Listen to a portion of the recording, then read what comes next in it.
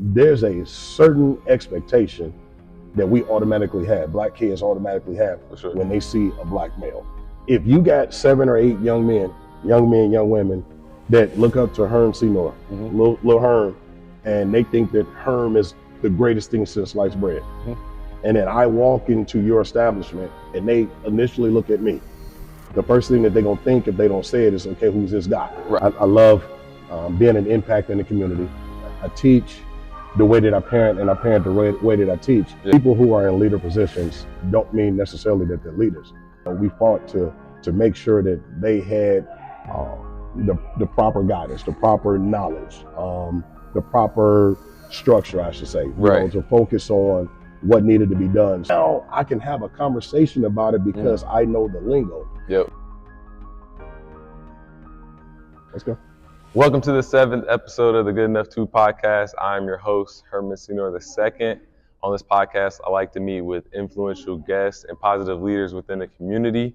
Today we have a special guest, a former coach of mine, Andre Williams Senior. Senior. Yes, sir, Senior. Yep. And Andre with the DRE, not to be confused with the other Springfield Andre. Coach Will, as I like to call him, is the founding owner of CACI, Commitment, Academics, Character, and Integrity. And he is a leader and mentor within the community and within many states. And he has helped several young men and young women lead their lives in a positive way. And he's been a voice in their lives. So welcome. I appreciate you for having me. Thanks a lot, Herm. Actually, I feel kind of weird doing this with one of my former players. I'm excited about it. You know, we have a great history, you and I. You know, the experience is phenomenal. It's always a pleasure to come back and see good faces here in Springfield. Yes, sir. Yeah, it's good to have you back. You know, got to catch up with you last time you came and you had one of your CACI sessions, and I got to talk to the guys there. And it was good to see some of the Springfield faces who were connecting with you. You know, to see you still leading in that way is obviously great. And, you know, we'll get to talk about that a little bit, but yeah. Okay. So kind of leads me to my first topic is a little bit of background about yourself. And so really, who is Coach Will? If I had to answer the question, who is Coach Williams, I would say a very passionate individual. I love being an impact in the community. I love, you know, trying to raise the bar, set examples, have high expectations for all, even including myself. My 4 children, my own personal 4 children, my 3 daughters, my son. It's one of those adages that I always say, being an educator, I teach the way that I parent, and I parent the way that I teach, because I get the different perspective of a lot of other children. And so, you know, the person that I am, I can honestly say that I'm thankful that, you know, God has put on me, you know, what he expects from me and what he expects me to do. So just that person, man, is just, I consider myself a leader. Many agree. Like I said, I can say highly spiritual. I can say highly respectful. Yes, sir. You know, so just ambitions and goals, man, to move forward, man. And right now the focus is to just create a legacy. You know, create a legacy. There's one thing you said, a lot of coaches we have aren't really natural born leaders, and a lot of, you know, guests will, or a lot of listeners will understand what I mean when I say that. They coach you, they might be X's and O's strategic, but they're not a leader. It's like the way you speak, even the cadence at which you talk when you're speaking to others and you're kind of disciplining them, or you're trying to get them to see your perspective. You know, a lot of coaches don't really have that. So when you say leader, definitely, as one of your players, can definitely affirm that. Yes, sir. And I'm glad that you brought that up, because I do want to, let's go back to that. On one of my snippets, I said people who are in leader positions don't mean necessarily that they're leaders. And I'm a 90% guy. You said that in one of your episodes. You were talking about the 90% mental. And that's what I kind of lead myself with. I push with that. That's where I came up with FTNU as a kind of like a Robin to CACI's Batman, FTNU from the neck up. The leadership goals that I set, that I chase, that I push for are you comes from the mental aspect. And Herm, we can take you for instance. I mean, you're a basketball guy, you're a baseball guy, you're a football guy. I wasn't responsible for the physical. You have a great structure, you have a great background, you have a great family. My focus was, what is it that I can do to attribute to Herm to look at things from a different perspective, not just the athletic ability. What can you do with this athletic ability? How can you convert it, transition it into daily life? Yeah. You know, being a man of good character, being a man of God, being a structured young leader. Yes, sir. You know, so I just kind of wanted to add that tidbit in because you made me think about that when you brought that up. For sure. I mean, one thing you kind of said that kind of contributed to one of my success is home life, right? So let's kind of talk about that. What does it mean to have a good home life? A good home life is excuse me, is very key to me. I believe in that. I believe in structure. Again, 4 children, raised 4 children. Right. My youngest being she's a senior now. She's a current senior in high school, and she's about to transition on to college. And so I kind of tip my hat to, the sacrifice, the commitment that, we stayed in, and we fought to make sure that they had the proper guidance, the proper knowledge, the proper structure, I should say, to focus on what needed to be done. So home to me is not just your own personal home. It's kind of like a foundation. Yeah. You gotta set a foundation. You have to be creative with what you're doing.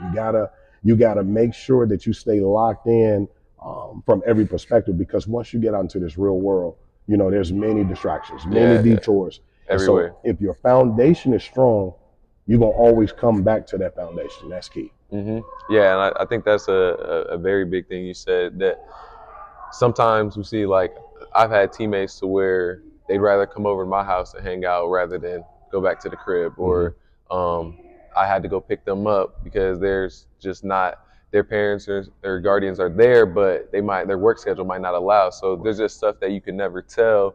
I think a lot of times people don't give a lot of credit to people who have made it through that. And, I've been blessed myself to have, people be able to be in my life to give me resources. But a lot of people that, you have coached and I play with don't have that. So that home life piece is different for everyone, but that piece still needs to be filled up for a person to kind of have success. So true.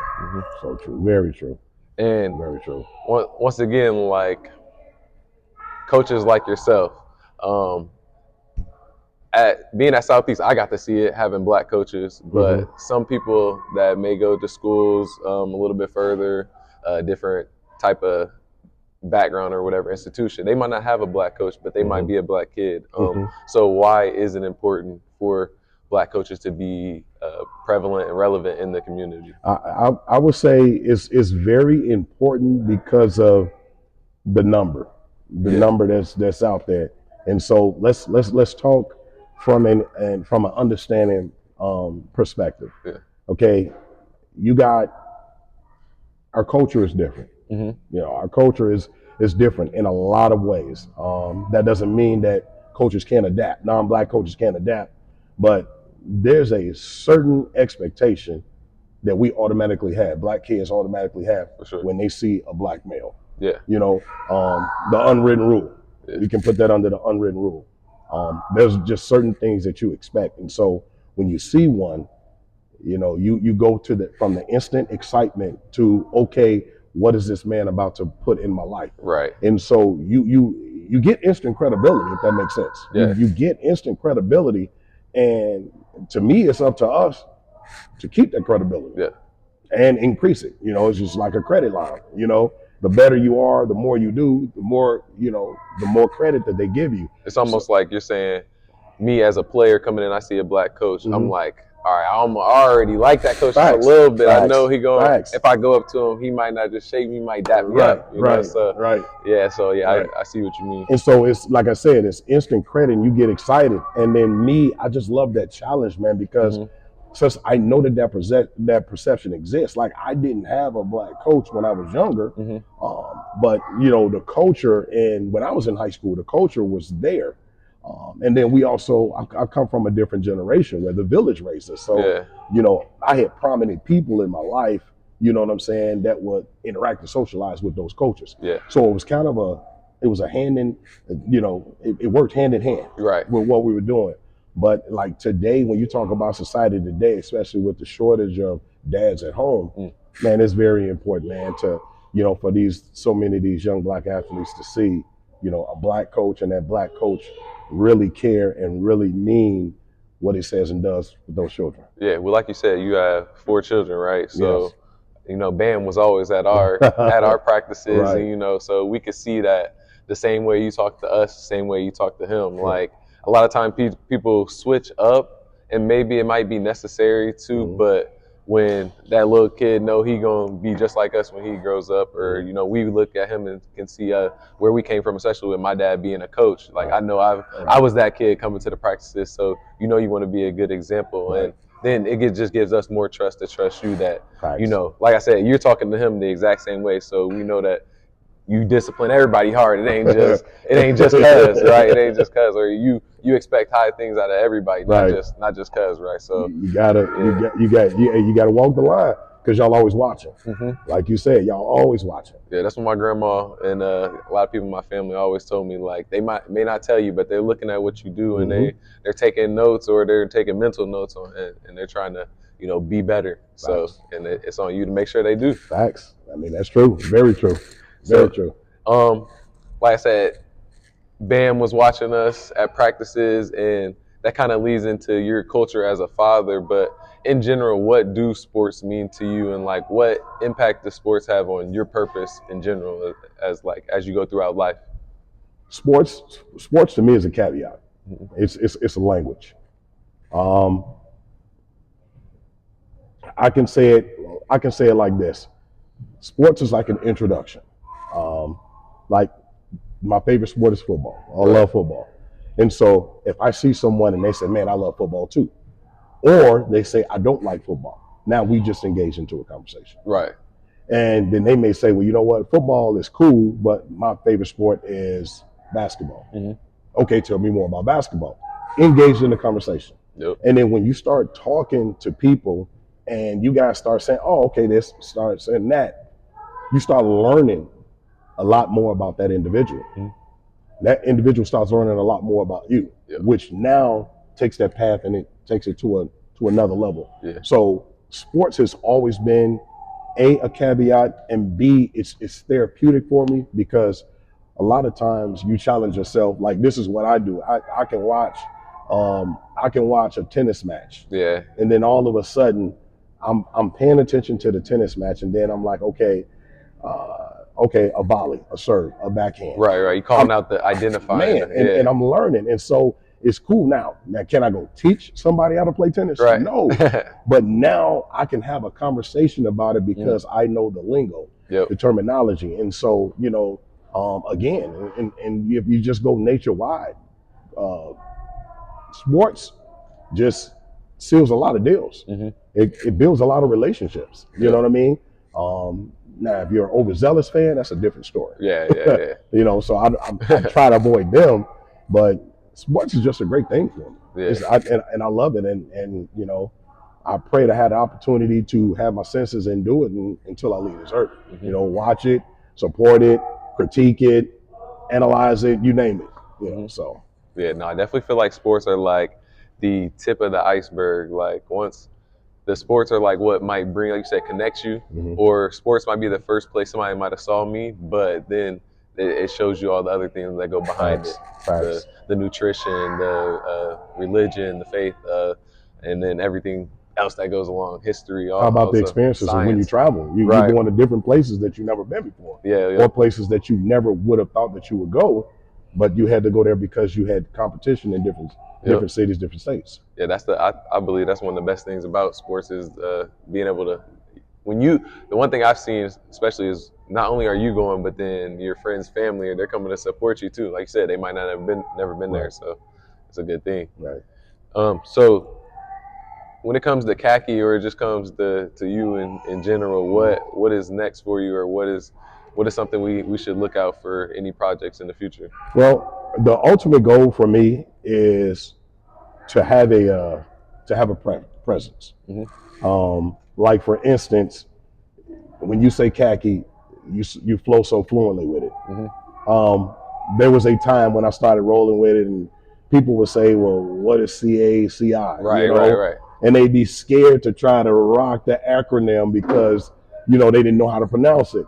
The key for CACI to me is to become relevant because, as one of my former players said, he said all I did was just added muscle to something that I've been doing for the past 30 years. 100%. And so, CACI has always existed. I just finally gave it a name. Yep. And so now that's what I do. So if somebody say, well, what do you do in life? I can say I do CACI. Yeah. I'm going to always have I pray to always have an opportunity to stop and have a conversation with someone. For sure. I pray to always try to give some advice to someone. I pray to always have an opportunity of receiving advice from someone. Building relationships. Again, I'm from a generation where we were raised by the village, and I know that that'll never return. But right now my focus is, to play my part, to do my part. Herm is a former player of mine, so in my mind, Herman and I now have to collaborate. Right. And we have to go make a difference for someone else. 100%. And then Herm is going to speak to one of my kids, and then my kid becomes one of Herm's kids. And I'll see Herm's kids, and Herm's kids will become my kids. And to me, that's just the goal. That's where I'm trying to take this thing to. For sure. So collaboration and connection, and then like you said, somebody in the Midwest come down south, somebody down south come up north, and it's like kind of like a fraternity. Like you kind of see when people in fraternities, they can connect with each other because they already have that trust that person is going to take care of them, or they know people that are going to take care of them. And that's the kind of network that we can establish and that we are establishing, and that's what the next generation needs. Like something you kind of said hit home, whereas a lot of times we grew up at like my grandma's house. Like everybody just go to my grandma's, and and it's even my family down south. They all went to my aunt's house, and that's where everybody convened. Like you said, you're going up by a village. But with the social media and with the phones and everything, the communities are more online, e-communities or, online meetings and everything, Zoom meetings and stuff. So it's hard to kind of recreate that. Yeah. But I try to do that myself in my basketball training and things like that. So yeah, I'm with you on that, where it's hard to try to get people to see that it's not just going to be one person that's going to give you all the answers. You got to be open to receive and learn from other people, and know that, like we talked about, people younger than you are looking at you. You got to be open to give them that knowledge because somebody freely gave it to you. But that's the key connect, though, Herm, that we got to work with, because, like, think about it.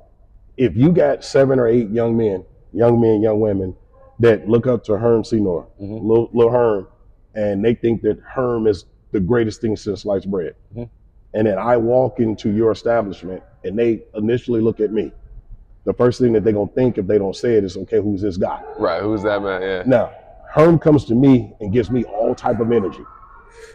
5-minute handshake, chest bump. We, rah, man, my dude.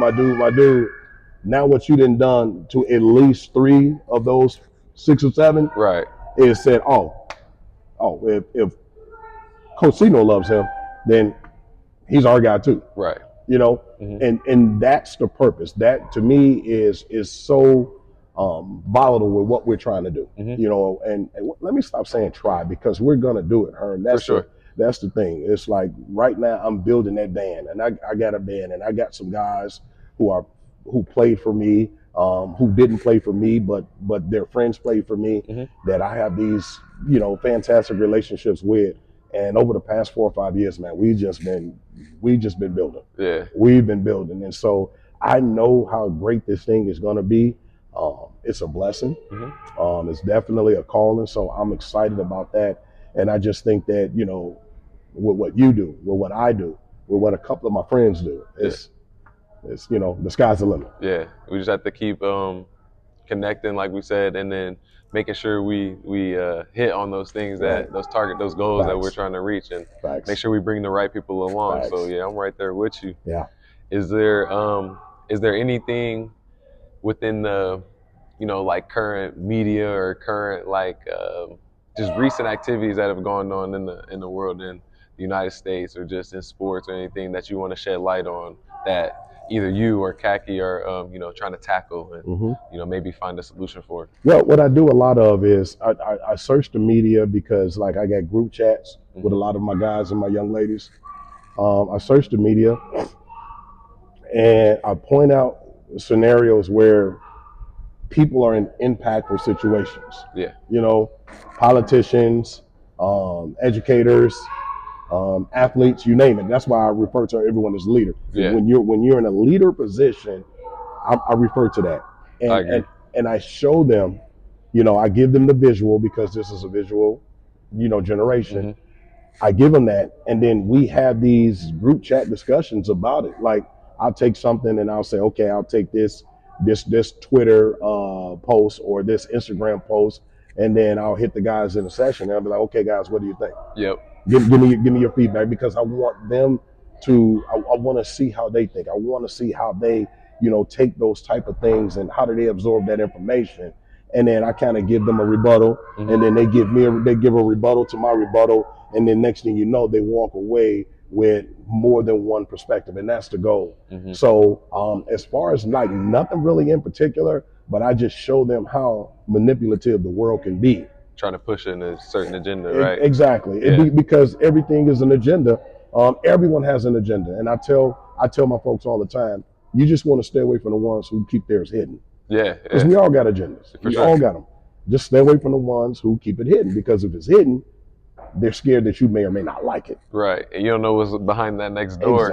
Exactly. Get trapped. Exactly. So, like I said, the key for me with them is, and what I'm trying to do today is to continue to have them just understand and be conscious. Just be conscious every second of the day.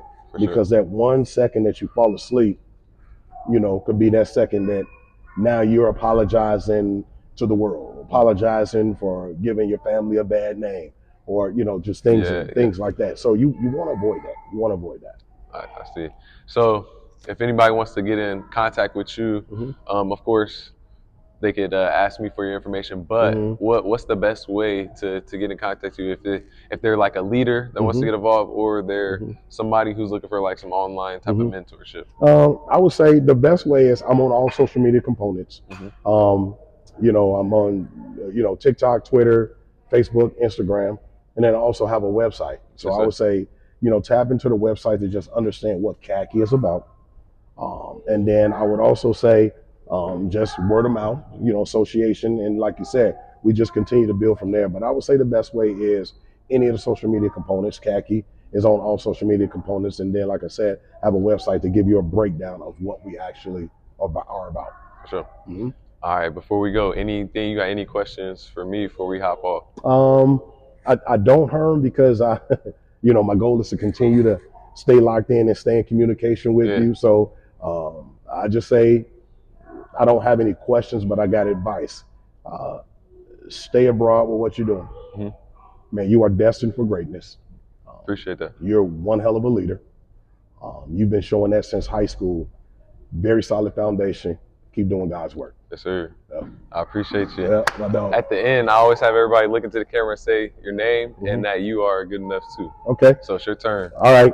My name is Andre Williams, Coach Andre Williams, Coach Dub, Ill Will, Big Ski, whatever you want to say. And I'm good enough too. Yes, sir. That's a wrap. Appreciate you again. Yep.